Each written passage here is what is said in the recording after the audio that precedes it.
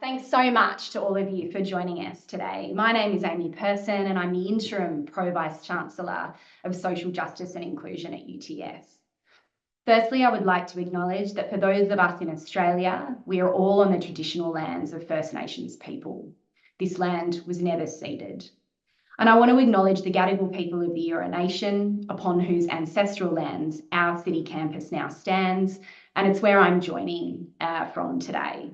I'd like to pay respect to the elders, both past and present, acknowledging them as the traditional custodians of knowledge for this land. And I also acknowledge the traditional custodians of the country you are all joining us from.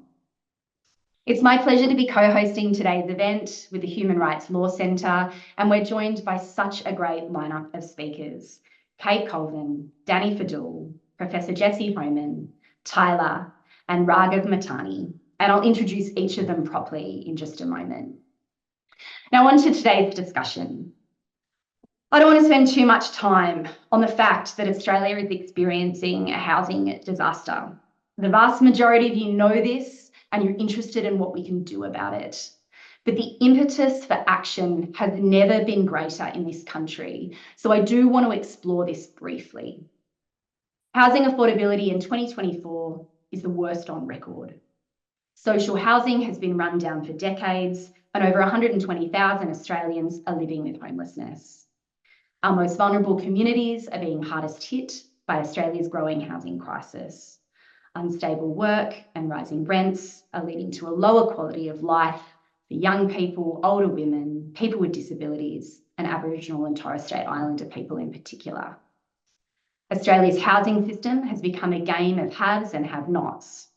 Increasing intergenerational inequality means that in a large majority of cases, only those who inherit wealth from their parents are able to afford to own property, further widening the gap between rich and poor. Surely not a situation we want to find ourselves in one of the luckiest, richest countries in the world. Everyone should have a safe, secure, and healthy place to call home, regardless of their postcode or bank balance. But this is not the reality for too many people in our community. While there is an intense public debate on housing, it is too often dominated by numbers and prices. I'm looking forward to hearing from each of today's panelists about what needs to be done to make the right to housing a reality for everybody. So it's my pleasure to introduce them each now. Kate Colvin is the CEO of Homelessness Australia, the national peak body for homelessness in Australia. Kate has extensive experience in senior management and policy and advocacy for social justice, including in housing, homelessness, youth policy, and justice. Welcome, Kate. Professor Jessie Hohmann is a professor in the UTS Faculty of Law and a world-leading expert on housing as a human right.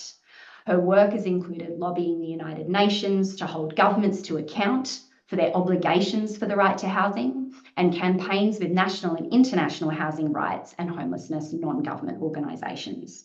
Welcome, Jessie. Tyler is a young queer person who has always been passionate about the rights of young people, particularly those who have experiences of disadvantage, focusing on housing insecurity, mental health, and family violence. Welcome, Tyler. Raghav Motani is the International Students Officer at the UTS Students Association, where he advocates for the rights and wellbeing of international students. Beyond governance and policy advocacy, Raghav has been actively involved in addressing the housing crisis faced by international students. Welcome. And last but certainly not least, Daney Faddoul is Campaign Manager for the Human Rights Law Centre, where he leads advocacy for an Australian Charter of Human Rights and Freedoms, a powerful tool to help prevent human rights violations from occurring and a tool for people and communities to challenge injustice.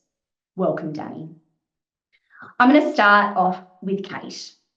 Can you give us some insights into homelessness in Australia? Are there different kinds of homelessness and have the people experiencing it changed as in recent times? Thanks, Kate. Thanks so much, Amy. Thanks for that warm welcome introduction. And just acknowledging I'm joining from Wurundjeri country and pay respect to elders past, present and emerging. Look, the situation around homelessness is just keeps getting worse. It's the worst now than it's been in living memory because the situation in the housing market is just so challenging. So we've had, as people will know, we've had like rent rise after rent rise.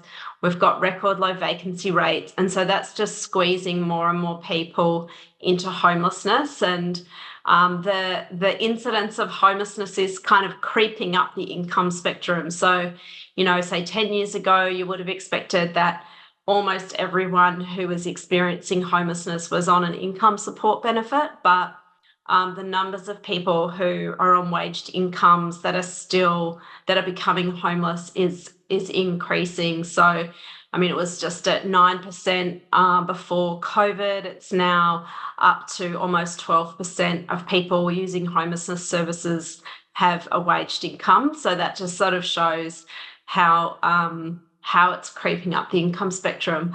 But I guess just to give you a sense of who homelessness impacts, because I think there's often this community perception that it's just about people who are sleeping rough, but actually, family homelessness is actually the sort of biggest group of people who are experiencing homelessness. So in the past year, we had more than 88,000 parents and children coming to homelessness services, and just did some media over the last couple of days for Homelessness Week, showing that 1/3 of them at their last contact with a homeless service were still homeless. And what that reflects is that homeless services are just completely overwhelmed. There's not enough crisis accommodation to go around. There's very little opportunity to rehouse people once they've lost their home if they're on low income. Finding a family a new home that they can afford in this rental market is almost impossible. So people kind of get trapped in that situation of homelessness. And Amy, I just think I'll just finish off because you asked about different types of homelessness. And I think, yes, I was saying often people think about rough sleeping. It's actually only about 6% of people who experience homelessness are rough sleeping. Often people are in really overcrowded housing or in places like boarding houses, caravan parks, or couch surfing. And what we think of that as homelessness, because homelessness it's not just about having a roof over your head, it's about having a home. And having a home means having control over the place that you live. So if you're couch surfing and you don't really have any control over that environment, then you're considered homeless. It's about having a dwelling that's adequate and considered sort of meets basic community standards. So if your place is covered in mold, if it's just like you're sleeping in a caravan park, you might technically have a roof over your head, but it's not a home. And likewise, if you're living in a situation of violence, then your home is not safe. It's not actually a home. So those are sort of different circumstances that we would also consider homelessness. Thanks. I'm just gonna stay with you, Kate, for a moment. That is pretty incredible that it is 6% of homeless people are rough sleepers. Do you think part of the challenge is how invisible the 94% are to policymakers and decision makers? Imagine a world, if that 94% were also visibly on our streets. Is that part of the work that needs to happen, is making the situation the 94% are in more visible and tangible for people that hold the levers of power? Absolutely. And I think one of the things that happens is that the reason often that people are not rough sleeping and a lot of the reason that people become homeless is because of experiences of violence. And so people will often choose, and particularly young people, particularly women, choose to not be rough sleeping, but end up in a situation that's arguably just as dangerous. So they might couch surf with someone who form an intimate partner relationship to avoid being on the street, but end up in a situation where they're with someone who is violent towards them, or end up in a boarding house where there's other co-residents in the boarding house, and it's a really volatile situation with lots of violence. So sometimes people sleep rough because that feels like the safest place to be. Sometimes people avoid sleeping rough and end up in situations where they're exposed to violence. So the intersection of violence and housing issues is incredibly present in terms of responding to homelessness and understanding why some people are hidden and others are not hidden. Thank you. Tyler, that's a really nice way to bring you in. I don't know if nice is the right word, but it would be great, I think, if you could talk to us a bit about, from your perspective, the supports that need to be in place for people experiencing homelessness. Sure. I've thought about this a lot. And I think my first instinct is to say that the solution is housing, because it is. We need to build more of every kind of accommodation, but I think it's also true that we can do things right now to ease the burden of people currently experiencing homelessness. I think being homeless makes so many other aspects of life difficult in ways that I didn't even think to consider before I experienced homelessness. Simple things like finding clean water and bathrooms and safe places to exist without spending money that I didn't have, especially in harsher weather conditions where public parks weren't an option, even if you are white enough and healthy enough and straight and cisgender enough to avoid getting moved on by the police. I think without more housing, which we can't access right now, we need more of everything else, especially drop-in services, places that you can prepare your own food and sleep and shower and wash your clothes, all the things that make a person feel like a person. These services do exist sporadically, but they aren't accessible if you're physically disabled, and they aren't always safe. There's no way to know if that place that you found in a book someone gave you is queer friendly, or if they have accessible facilities, or if the staff are supportive, or if there's heavy drug use. And also, that book was probably printed 6 years ago. All the services are at least 2 hours away, and apparently no one answers their phone anymore, so you don't know if they still exist. When you're experiencing homelessness, you lose any control that you have as a consumer and as a person to choose the places where you seek support from.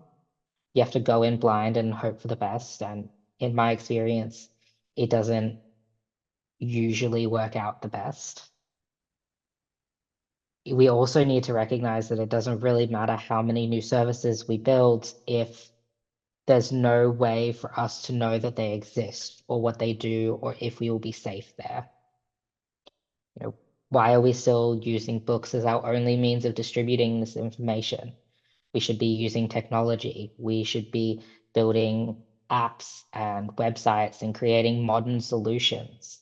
You know, there should be a place where all of these services can register so that we can access them and we can know what they are and what they do. That being said, please do build more services because we need them. Yeah, that's what I think. It seems quite remarkable that there isn't an app or some kind of online way you can navigate through the services that are available, and even have people who've used them indicate the answers to some of those things that you raised. Are they queer friendly? Are they accessible? Maybe something for UTS or other organisations or people on this call to pick up and think about going forward. Yeah, like even simple things like public bathrooms and water, and it could be a statewide app that every state is responsible for making and services are responsible for registering to, and it would make our lives as consumers and as people so much easier. Thanks so much, Tyler. Thanks. Raghav, finding a safe and secure rental as an international student in Sydney seems particularly difficult at the moment. International students also find themselves in the heart of a political storm. On the one hand, international students are taking all the housing. On the other hand, we know a whole bunch of international students are living in real housing insecurity.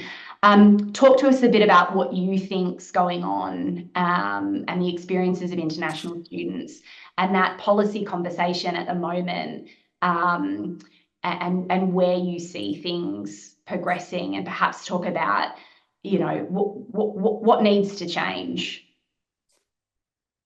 Thank you so much, Amy. See, as an international student, when we come to Australia for the very first time, we are at a vulnerable state, most of us, because we don't know what's happening, where we have to go, because we don't know anyone in Australia. There are quite few resources that are available, but being an international student, you are like, even a small help from someone would just keep us safe. Safety becomes a very big issue in Australia. Because we are at a vulnerable state, a lot of people do tend to take advantage of that part, and it's happened. I have been a victim of those areas as well. There are a lot of resources, there are a lot of things that are present outside, but is it communicated very well to international students? Do they know their rights in Australia in the housing sector? The reason I'm telling you that is because, look at me. I went to look out for an accommodation and I was offered a garden shed. That's something that is meant for wheelbarrow, all those things, and the things have gone so far is just because we are at a vulnerable state, and we are trying to find an accommodation that can just put a roof on us, because we've come here to study. That's not it. Even when we are at this state, a lot of time the tenants, people, they tend to ask you, hey, if you want this accommodation, sign the contract right now, or else we'll offer it to someone else. Because you've got your full-time studies, you've got a job to find, you've got a place to live, and there is so much less time constraint with you that you tend to take uninformed decisions. And that's what exactly is happening with international students. When they come over here, the first risk is like, hey, can I find a job? After, if finding a job, can I get a proper accommodation? And because of this, because of you having so much tension on your head, you are like, okay, whatever I'll get, I'll take it. It's exactly when I was in Ultimo area, I went to look for an accommodation over there. I made a mistake. I was like, I just need something close to my university. And I ended up agreeing a contract without on a paper, just on WhatsApp. So that was something I did it because I was so tensed of my full-time studies. I was so tense that I would not be able to find any accommodation nearby, my travel cost as an international student, because of which I was like, oh, yes, let's accept it on WhatsApp. Let's do it. And because of which I did suffer. Like there were a lot of things that did happen in that house that would not accept it as an international student. And I had to leave that house after a month in an emergency at night, 8 p.m. So these are some insecurities that I have been seeing, and a lot of international people don't talk about it because we fear our student visa might come into effect. It might affect. Look, solutions. See, as an international students, we come here only for 2 to 3 years, max 4 years, and then we study over here. Solution is the resources that are being provided, let's say by university, by government. Is it enough that the way you're communicating? Because you need to understand international students are not exactly as domestic. They, first of all, language is a huge issue over here. And reaching them is also a big issue. So that's what communication is. One way you really need to have that kind of sense. Incoming new international students, have a separate workshop with them, tell them, hey, these are your rules, these are your rights. Understand that anything happens, you can always come to university. Are there emergency accommodations people providing? Let's say universities, if an international student, let's say, comes in an issue and overnight has to leave accommodation, where will he go? Where he or she will go? Like, is there an emergency accommodation kept aside for international students? Because again, thousands of miles, we don't know anyone over here.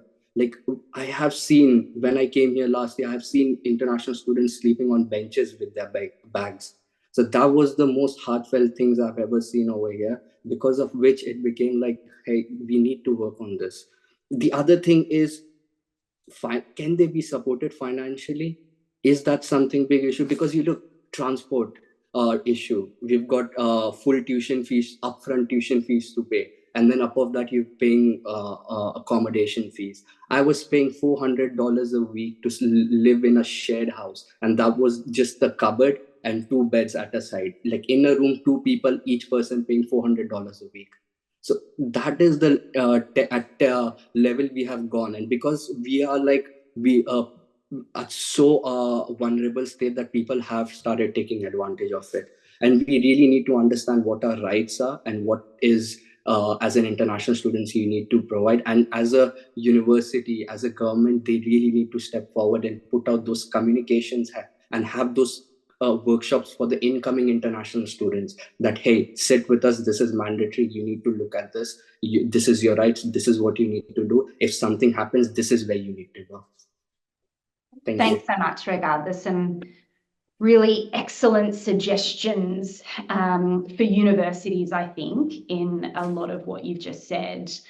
I want to go to Daney and Jessie now about this issue around considering housing as a human right. So I think lots of people in this session want to understand what would that mean if we start to consider housing as a human right. How does this perspective shift the current debate on housing? And Daney, I'll go to you first, and then to you, Jessie.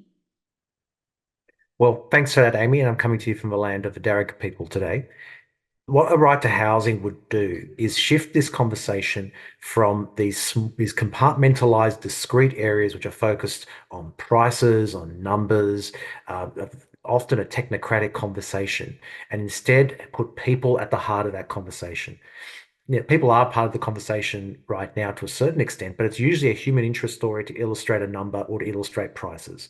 What we want is people to actually be fundamentally at the heart of that public conversation, but even more importantly, for people to be at the heart of decision-making by government. So when they're considering a new law, a policy, when they're providing a service, people being at the heart of it and their right to housing being at the heart of it is something that will mean that you get better decisions at the very beginning from government, and people having greater ability to take action when their rights are being breached, which is happening so frequently when it comes to people's access to a safe, secure, and healthy place to call home. The other thing I think about it is that it also does that sort of thing of getting this decision making to be like having good decisions all the time, rather than managing to get the media spotlights to cover your particular issue and get the attention on it. We want this to be something that happens all the time, not just when it happens to be politically hot or something that isn't, in the heated public conversation. Jessie, do you want to chime in? Do you want to add to that? Thanks, Daney. Yeah, I would like to. And I think actually my response comes from things that both Tyler and Raghav had said, actually. So Tyler, you said that the things, you linked the experience of having a home or being homeless to the things that you need to make you feel like a person, right? And Raghav, you asked us like, well, how do I know what my rights are? And I think these are really at the heart of our question around the right to housing, because we don't have strong rights to housing, or we don't have a right to housing in Australian law yet. And we have a strong and fairly sophisticated right in international law, but the Australian government has not made it possible for Australian people in Australia to claim that right. So for me, human rights, they're really, like Tyler said, they focus us on the agency and the equal dignity and moral worth of every human being. And they're the start of a conversation about how we live together well in community. And that's what a conversation about the right to housing as a human right is powerful for me. So we need to ask, what does it mean to live well together? How does the right to housing contribute to that? So the real core of the right to housing is in international law, and how we should think about it, having obligations on Australia, is there's a place to live in peace, dignity, and security. And for me, that just goes to the absolute heart of human rights, about a place to live in peace, dignity, and security, to be included, to be in society, to be equal. And so for me, that's the power of the right to housing. How it shifts the current debate is, I really agree with Daney to the extent that we hear a lot of noise about the right to, or about the housing crisis and about homelessness, but it's always somebody else's problem. It is always, oh, the economy is bad, or interest rates are high, or, oh, this policy is bad, or look, it's not a great time for us to change these things. The real estate industry is in control of that. What human rights do is they look to the government and they say, it is your responsibility, Government of Australia, government, all layers of Government of Australia, to give us a fair society, and we need you to take responsibility for that. We need you to take responsibility for our fair housing system. So for me, one of the things that's really powerful is it cuts through all that noise about, oh, who's building dodgy buildings, because it's actually, we need to go straight to the heart and say, the state, the government is responsible for this. It's responsible for how we live together in Australia, and it's time for them to really face up to that. I'm going to stay with you, Jessie. Are there other countries doing this better or doing even what you just described? Yeah, so they're actually, I mean, the housing crisis, as you said, both Amy and Kate have already said, and we've seen such really impactful examples of in Tyler and Raghav, it's global, and so it's being experienced everywhere, but differently. But what that does mean is that we can look internationally for some really exciting responses. So Scotland has a national housing plan now, a national action plan on human rights, and they've put bringing the international right to housing into domestic law at the heart of that. And they're really pivoting on the idea of ending homelessness as a first priority and ensuring an adequate standard of living through bringing the international law, which is already there and already quite strong, into domestic law. Canada has a new national housing strategy, and this is also built around the right to housing at the core of it. That the Canadian approach is to increase affordable rental housing, and it's really ambitious, but it's been critiqued because they haven't really put enough money behind it. But the concept is great, and if we were to adopt something like that here, we'd need more money, but it's a great concept. I think South Africa is probably the most famous example of a right to housing, because in the post-apartheid constitution, they enshrined a right to have access to adequate housing as a constitutional right, which you could approach the courts to enforce. It's been really a powerful tool for those contesting unequal housing or lack of housing in South Africa. Some leading advocates who take these cases to court have basically evaluated and said that most people who approach the courts get, in the end, although sometimes after a very protracted process, what they sought in the beginning.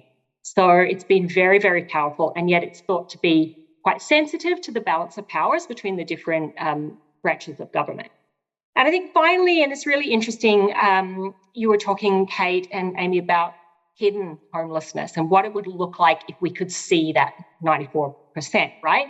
And so France is a really interesting example of that, because a lot of protests and intent encampments on the Seine about, well, I think it's 15 years ago now, so with lived experience, along with really sustained NGO and activism work around the right, took what was a non-enforceable right in the French Constitution and applied enough political pressure to turn it into an enforceable right. So there are a lot of really interesting examples that we could draw on if we want to look outside Australia and see how it could be done. Thanks, Jessie. I just want to ask one follow-up question. If in Australia we were contemplating legislating rights around housing, do you do that federally or at the state level, or both? So I think I might pass that over to Daney, actually, because I think he'd be best placed to answer that one, if that's okay. Yeah, of course. Daney. Fantastic. The answer is both. And the reason why is because it's federalism. We have a system of divided responsibilities between the state and the federal level, where the federal government's role is mostly involved in funding when it comes to housing, although they do play some roles beyond that as well. And the state level is heavily engaged when it comes to regulating tenancies, as well as the direct provider of the vast bulk of the public housing that's there, as well as contracting to community housing providers to provide social housing. So the answer is you want both levels of government to have it. And most importantly of all, of course, is that there's a role to be played in local government as well. To give you an example, in Victoria, a Victorian council wanted to criminalise people being able to sleep in their cars. It was thanks to the Homeless Persons Legal Service, which is part of the Justice and Equity Centre, using the Victorian Charter of Rights that got that policy reversed at that council level. So you want a situation where you have the right to housing across the board to ensure that there's no situation of right to housing is considered in some aspects but not in other aspects. And also you get a situation where all tiers of government are working together to make that right to housing a reality. And the most efficient way of doing that, as well as the clearest and simplest ways for a Human Rights Act, one at the state level to cover the state policies and services, and one at the federal level to cover federal policies and services as well. Thanks so much. Kate, I might just bring you back into the conversation on that issue. I mean, how high on your agenda is legislating rights around housing, and what would this practically change, do you think, for the people you and your organisation are working with?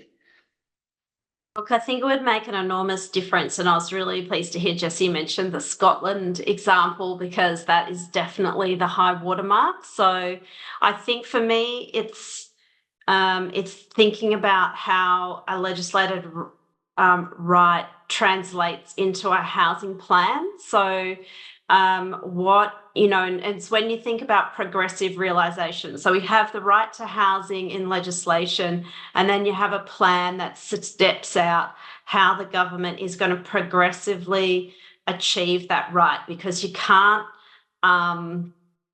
it takes a while to build housing. You can't achieve that overnight. And one of the things that I really like about the Scottish approach is that they've come back for review. So they have a sort of continual process and focus on this. And they've made some errors along the way and then gone, oh, that's not working, what we need to do. And one of the errors that they made is that they said everyone has to be, they sort of focus too much on everyone has to be off the street. So a lot of people overnight sort of ended up in crisis accommodation, B&Bs. So you ended up with thousands of children across Scotland living in hotel rooms, with no cooking facilities and for extended periods. And so then when their process of review, they were like, oh, what we need to do is actually build a lot more social housing. And so then they've got this really massive building program to deliver a lot more social housing, and they're getting really, it's really making a difference. It's having really good results. So that is what I would like to see happen in Australia. Tyler, do you want to comment on this issue as well from your perspective, this idea of legislating housing as a human right? Is that something you think would improve the situation for people experiencing homelessness? I think at this point, legislating a right to housing is the only way we can move forward. I think we've been stagnant in this housing crisis since before I was born. People have been suffering in homelessness and in poverty, and we can't continue to progress as a society when we have people sleeping on cardboard mattresses under bridges. I think a stable home is a base that all humans need to be able to build a life and a future, and without it we can't heal and we can't learn and we can't grow as people. I think we have a right to more than just a house. We have a right to stable housing that is suitable and appropriate and adaptable and changes as we change and our needs change. And I think for young people specifically, that means support to help them remain housed, And for people who have experienced homelessness for protracted periods of time, transitioning out of homelessness is something that we don't talk about very often. But being homeless is a trauma, and transitioning out of homelessness often requires extensive support. And I think that's really important as well. Thank you so much. We've got some fantastic questions coming through. So I've got one from Chloe. In your opinion, how can we add more political pressure on our politicians?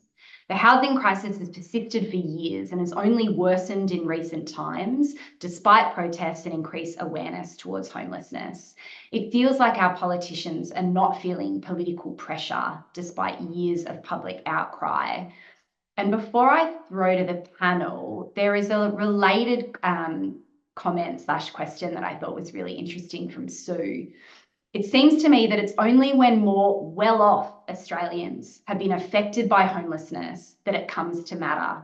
This housing crisis started 20 years ago, but society didn't seem to notice because it only impacted the lowest income quintile. It was only a poor person's problem. Is it only now that the middle class and middle income people are impacted by the lack of affordable housing that it matters? Daney, I'm going to throw to you first to cover off that issue of political pressure. I mean, I spent some time with the New South Wales government last year and the housing minister, and I can assure people that she was feeling political pressure, but also was, really strongly motivated to act. And there was record spending on social housing in the New South Wales budget. There is also additional commitments in the federal budget. So certainly, I think governments are responding, but I have no doubt most of us think that response could be even greater and more urgent. But Daney, what do you think? Well, I think it boils down to a simple point, which is when this conversation is technocratic, the solutions aren't clear, and therefore this problem just never seems to get resolved in a clear, straightforward way. And the demands that have been made on government aren't clear and straightforward enough for government to say, okay, that makes sense, I'll go do this, and off we go. Because at the end of the day, in this public discourse, we constantly have a situation of winners and losers. There's some folks who are winning and some folks who are losing. And unfortunately, for many of the technocratic elements of this conversation, the losers are usually well-resourced, have very ready access to megaphones, and unfortunately live in locations in the country which are quite politically sensitive. So from our end, I think it's about making sure we bring this debate to people, so that's something which is grounded on something which everyone can relate to, having the solutions being one which are tailored to the needs of people, which is what Legislative Human Rights Act with a right to housing does. It puts that right to housing right at the center of that public discourse, and then in the political discussion and decision making as well. And then finally get into a situation where solutions are tailored towards what people need, as opposed to trying to get people to understand macroeconomics. So if we can get to that point, we can get to the point where political pressure becomes constructive, and politicians don't feel like I'm being bombarded by stuff which I can't fix, to something of, oh, that's straightforward, I can go do that, and off I will go and implement that policy.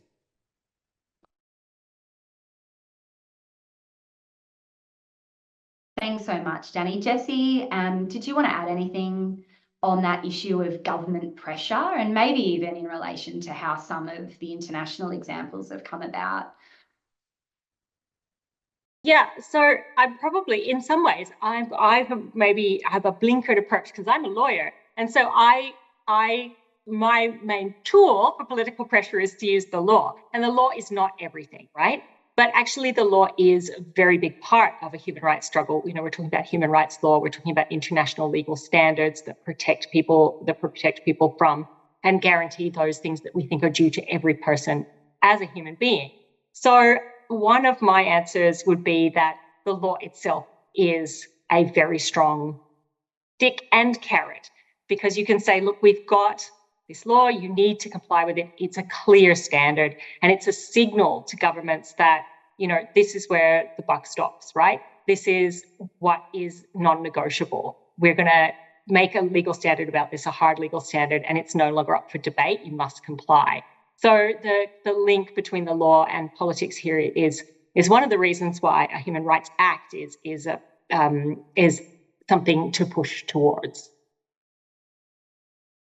Thanks so much. I just want to bring in Kate, also on that question. Kate. So look, that's a really great question, and I think that's why a few years ago a whole bunch of housing and homelessness organisations got together and really talked through the fact that there were all these policy conversations with government about how to fix the housing crisis, but it wasn't moving forward. And what we needed to move forward is for there to be a big sort of public movement. So that's where the Everybody's Home, I've put a link in the chat, Everybody's Home campaign was created to really put pressure on government. I would say now the conversation has really shifted. I mean, government are feeling political pressure on the housing crisis, but we need to, so it feels like now is the opportunity where we can make some progress because they are feeling that pressure, but there's still a need to be more pressure.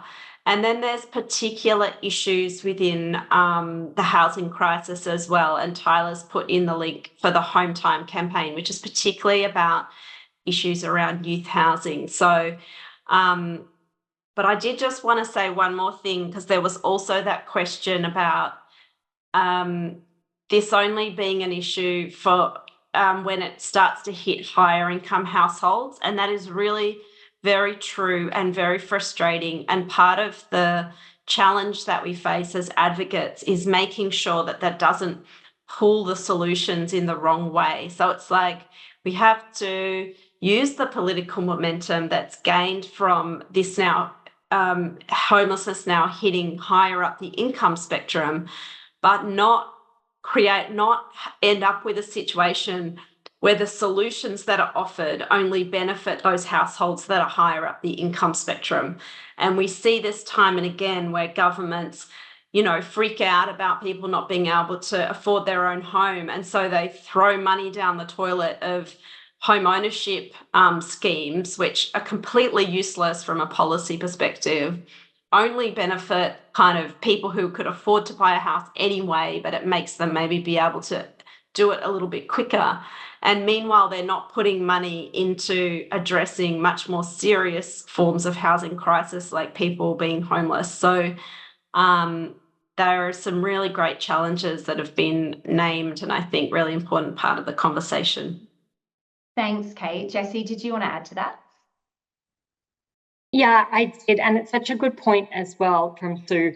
And it's one of the things that we need to be really clear if we're pushing for a right to housing in Australia, that this is not an opportunity to protect your investment property, right? This is a place to live in peace, dignity, and security. It's a place to live, and it's a place for everyone. So we need to make sure that if we're going to enshrine a right to housing in Australian law, that it never loses sight of the fact of housing as a human right, not housing as a wealth-generating machine or as an investment. And I think that's going to be a challenge in Australia, because that is a kind of discourse of housing towards wealth is deeply ingrained in Australia, and we really need to push against that. I'm going to go to another sort of related question from Elena, who says, I'm interested in whether people in Victoria, ACT or Queensland have an ability to use human rights acts and or international obligations to argue for housing, under, for example, safety, noting that we obviously do not have a right to housing in any jurisdiction. Daney, this is probably one for you. Yep, thanks for that. And that's a great question. And the answer is, what it does above all else is to make sure that people aren't evicted into homelessness. That's probably the biggest advantage that the Human Rights Acts in Queensland, ACT, Victoria have done. So let me tell you a little story. In Queensland, a domestic violence survivor was going to be evicted from her social housing because of the actions of her ex-partner in breaching the lease. It was through using the Queensland Human Rights Act's rights, with the support of Tenants Queensland, that she was able to contest that, and she and her children weren't evicted from that house ultimately. And the similar stories also apply in Victoria as well, of people who are going to be evicted into homelessness. They were able to use the human rights standards in the Victorian Charter to contest that, and as a result, they didn't face eviction. And the critical thing about that is that's what they managed to achieve through rights like protection of children and families, right to equality before the law, and the right to privacy. Obviously, if you have a right to housing, that becomes much simpler and much broader for more categories of people in our community in public and social housing to not be evicted into homelessness. But what a right to housing does on top of that would be to actually have the right to housing as a positive right influencing government decision-making and service delivery. And that's one of the reasons why it'd be great to have a National Human Rights Act with that right to housing, so that you can have that situation of a positive obligation on governments to put housing policy with people at the heart of it, so that they can get better decisions and better services flowing from that. Thanks, Danny. I've got a question from Joe. She or he writes, a lot of older people are living in houses far too big for them since their children left, but it is too expensive for older people to downsize to smaller houses and stay in their community.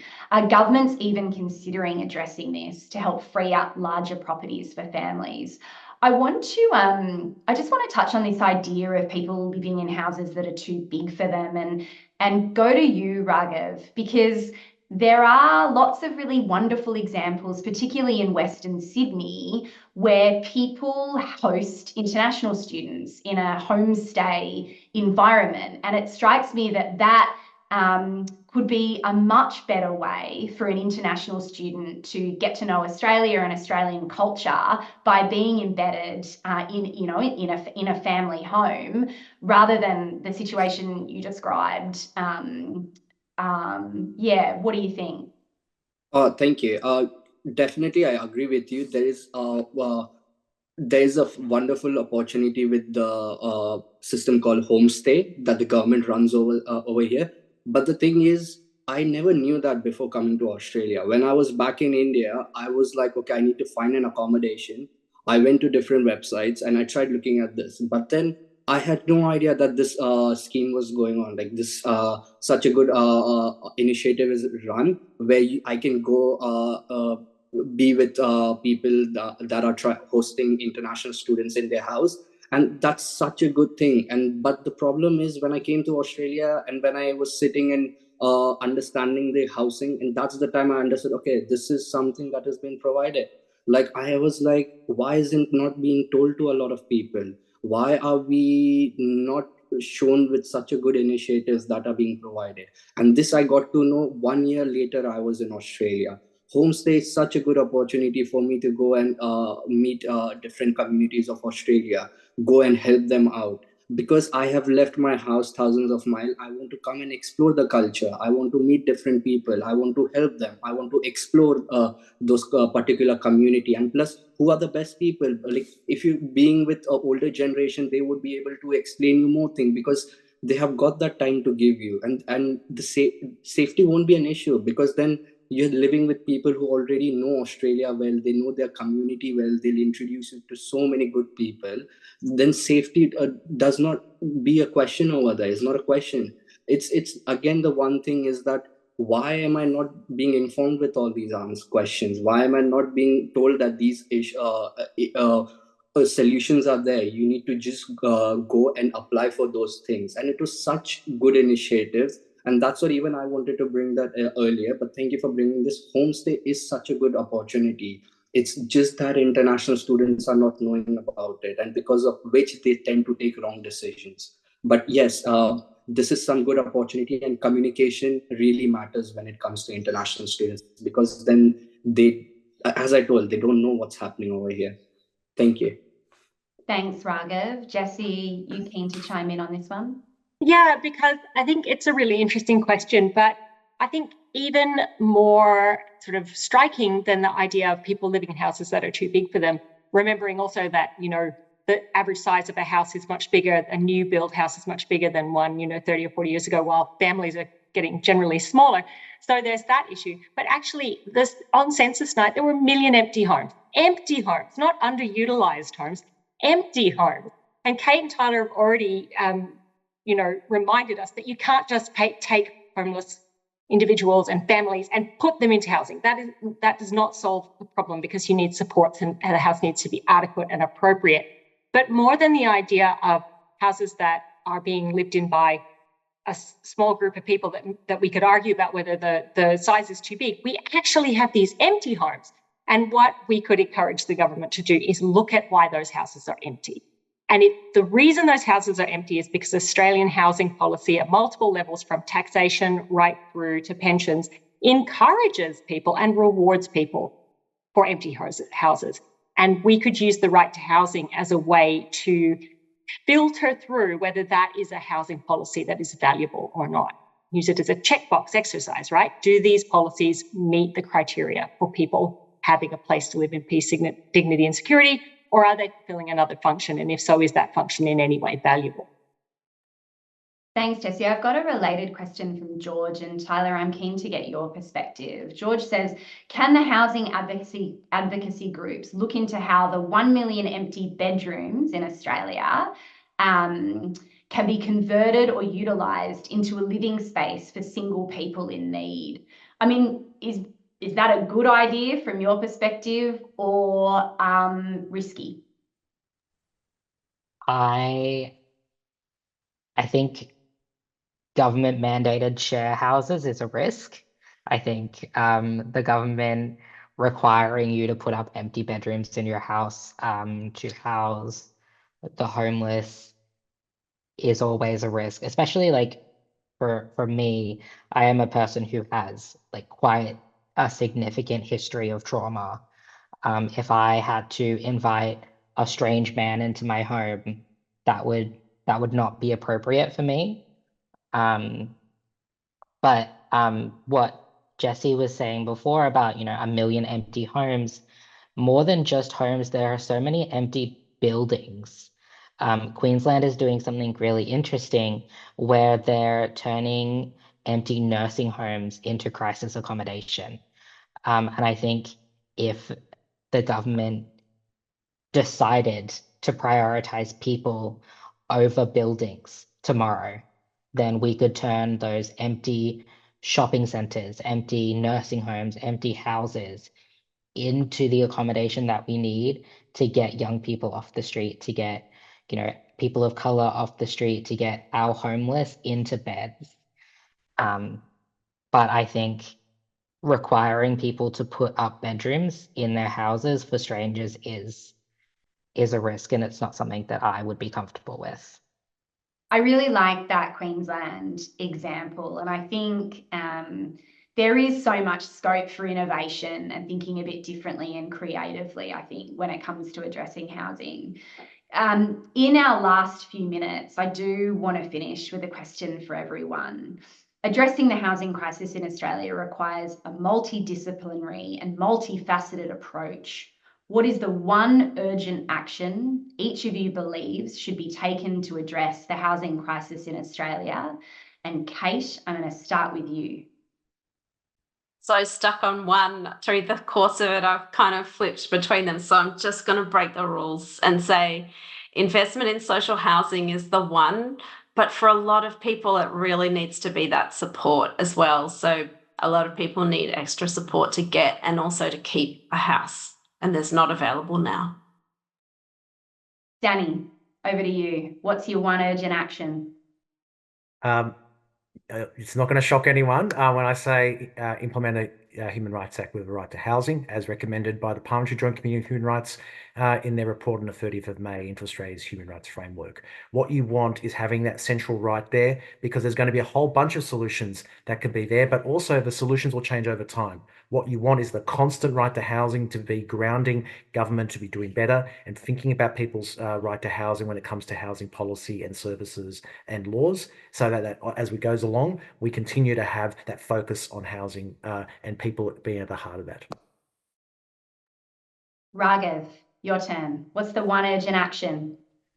One urgent action I'll divide in half of. First is educate us as an international student. That's the most important thing. Second is listen to us, include us in conversations, talk to us, because we might give you certain insights you might have not known about. So these are two main things: educate us and talk to us and put our perspectives over there and try to take them into considerations, because it's only the government and various few organizations that can support and help us, because we don't have any relatives over here. So the only good person to go to is the government organizations, and they need to listen and understand our feelings and our way how we want to be protected in Australia.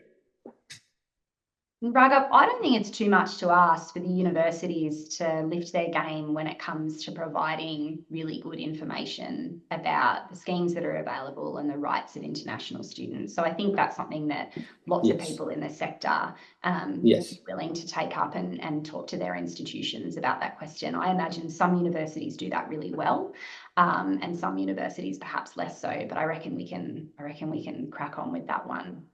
Tyler, over to you. One urgent action. I think for me, it's bringing children and young people to the conversation nationally. We've done that more this year than ever before.